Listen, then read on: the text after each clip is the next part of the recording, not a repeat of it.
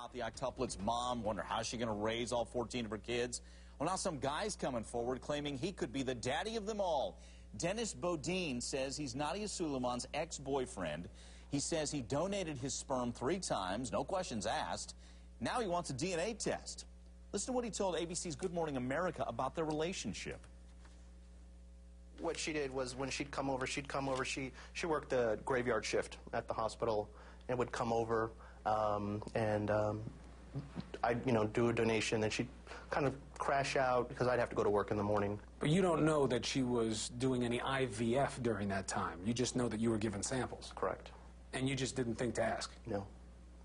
I mean, in hindsight now, I should have, but, a young kid, trying to help her out, because of how adamant she was, about trying to get pregnant. All right, there you have it. Just another twist to this one. Joining me to talk about this, attorney Jeffrey Leving. He's author of the book, Father's Rights. Also with us, psychiatrist Dr. Gabby Cora. And with us once again, Melanie Bromley, West Coast Bureau Chief for Us Weekly. Melanie, I want to start with you. This guy's coming forward claiming he's the father. Is he or not? We don't know. Nadia is telling us that he's not. That there's a different donor that's the father of all 14 of her children.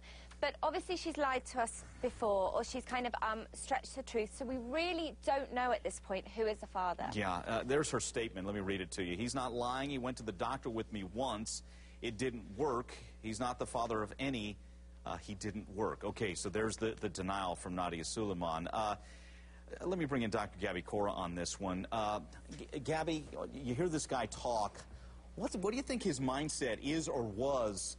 A guy donating sperm and no questions asked. What was going on in his head?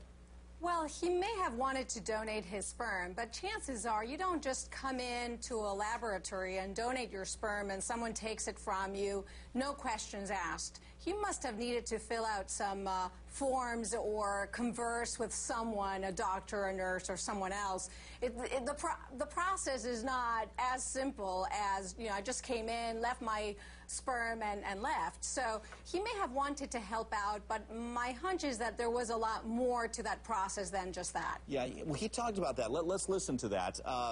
This is, again, Dennis Bodine on Good Morning America talking about a trip to a fertility clinic they'd made. Let's listen to this. She said, we're going to go to the doctor's appointment, which turns out to be, it wasn't just a doctor's appointment, it was a fertility clinic. After she came out and told me that if she wanted to have kids, she has to have them now.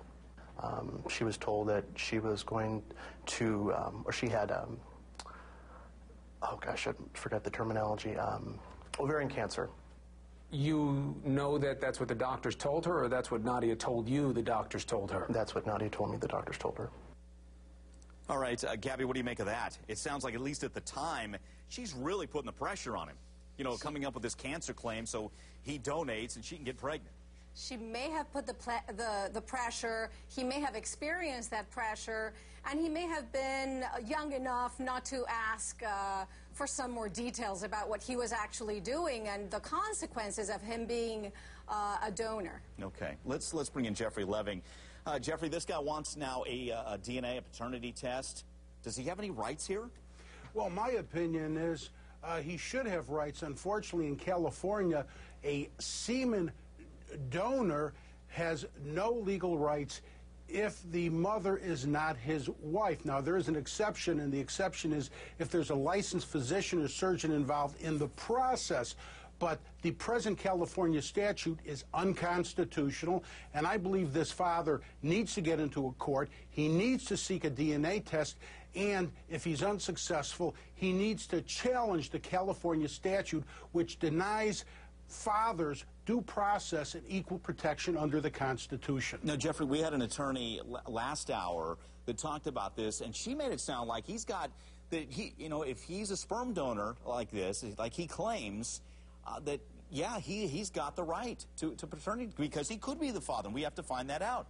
Are you seeing it that clear cut? Well, I think this attorney should probably read the California statute, which I have a copy of, which clearly states that the donor of semen provided to a licensed physician or surgeon to a woman who is not his wife is not considered the natural father of the children that are the result of the artificial insemination. So under California law, he is not considered the father. I handled a case just like this in the United States Supreme Court. So I've done a lot of research in this matter. The law says no. My opinion is yes, and he needs to fight this and challenge an unconstitutional statute in the state of California. We'll see where that goes. Gabby, a lot of people wonder, why is this guy coming forward now? From what we gather, he's moved on with his life. He has a wife and 2 kids, and his wife, by the way, his current wife, is not too happy about him thrusting himself into this. Why do you think he's coming forward now? Well, there may be many reasons why he's coming forward. He may really want to help out. He may feel like if these are all his children, and he may feel like he really owes them that paternal responsibility. So there may be many reasons behind this. I think he's definitely thinking about this, but I think he's missing a little bit of that consequence of potentially being the father of 14 children. Yeah. Okay, guys, we're going to pick it up here. Hang tight. We're going to take some of your phone calls, 1-877-TEL-HLN. Want to know what you think. And we also have new video coming in, video of Nadia Suleiman basically in an argument with her mom, Angela Suleiman. Give this a listen as we go to break, and we'll play more after the break. I'm not being fixated. At that, place. You're not at that place yet. No, I'm not. I planned on one growing at the most 2. So if that...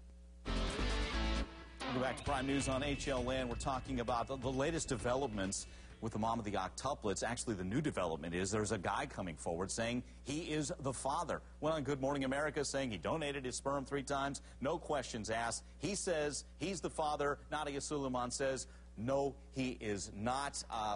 In a minute, I want to give you a quick reminder, by the way. We're going to be showing you video.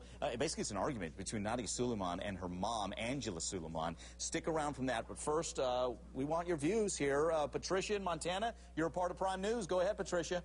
Yes. I'm thinking, why would this person come forward and say that he's the father if he thinks he is? He wants the DNA, perhaps because he wants to know if all or part of the children is his, because I would think that he would realize that he might be responsible for some of the children's hospital bills. Yeah, okay, good question there, Patricia. Again, he says he may be the father. Jeffrey Leving, what could this guy end up being financially responsible in some way?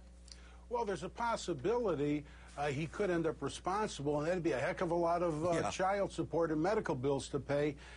But the California statute would probably say otherwise, but I believe it's clearly unconstitutional. But the real issue here is, why is this father coming forward now? Yeah. Is it because he wants to be responsible, or does he think there will be media value to him? Because in our country, people are just mesmerized by the media. Great point, Jeffrey. We had a caller last hour say this guy's just doing this for his 15 minutes of fame.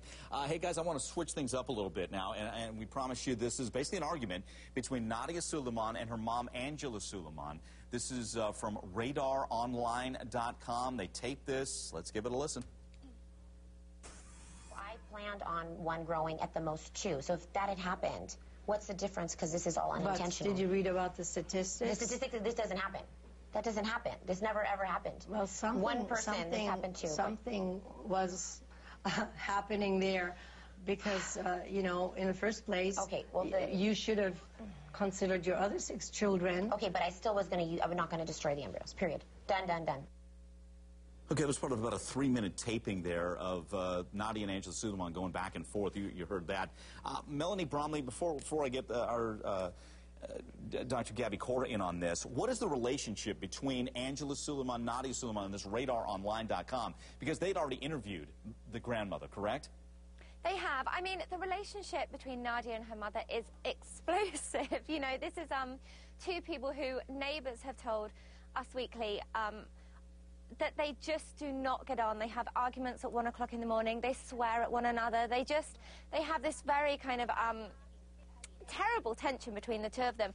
And we've also spoken to Angela before, who does not understand her daughter's decision. And obviously now they've decided to both have this argument publicly on the internet for everyone to see. You know, the boundaries keep being moved in the story. They're getting money for this? Extraordinary. Melanie? Well, yes, sources have told us that that Angela was paid around $40,000 to give some information up to Radar. So I would presume that this is part of that deal. Okay.